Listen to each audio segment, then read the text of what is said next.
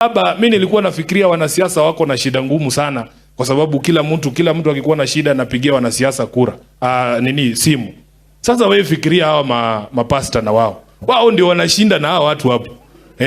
Ile shida ya wananchi wote wanamwaga kwa bishop, wanamwaga kwa pastor, mimi Sifuna pia wananimwagia ile imebaki. Sasa hawa ndio wamebeba mzigo ya jamii. Kwa hivyo wakisimama hapa waseme wananchi wanaumia, kama hautasikia ya wanasiasa, kama huwezi sikia Sifuna, wanasemanga huyo Sifuna huyo hakuna kitu mzuri anaweza sema.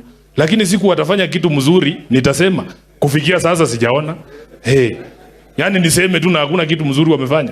So mimi nataka kuwashukuru nyinyi. Wakati wa campaign hapa Nairobi mlitembea na sisi.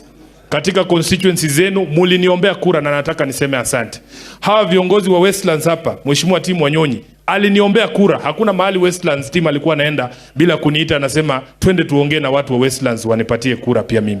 Na nilipata kura nyingi sana hapa Westlands, nasema asante. Hata hawa MCAs wako hapa. Na Mheshimiwa Raila mwenyewe, kila mahali tulikuwa tunaenda tunaombea kura baba, yeye pia anatuombea kura. Na ndio maana ilinivunja moyo kuona kwamba kuna viongozi wengine wakati wa campaign walikuwa wanapigana sana hapa mbele, wanataka kukaa mbele, wanataka baba washike mkono. Saa ile wameingia bunge wanamea pembe, hadi sasa wamekuwa wakubwa sana, wanashinda huyu mzee ambaye aliwatafutia kura. Mimi kama katibu nimesema, kwa sababu najua baba ako na roho mzuri atakusamea, lakini mimi ni tofauti kidogo.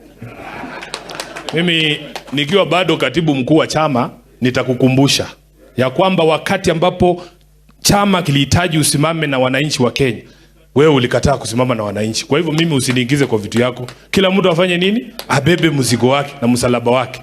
Mheshimiwa Raila Odinga, sisi tuko pale kwa bunge kuwakilisha maoni ya hawa wananchi. Yesterday we were debating the president's speech.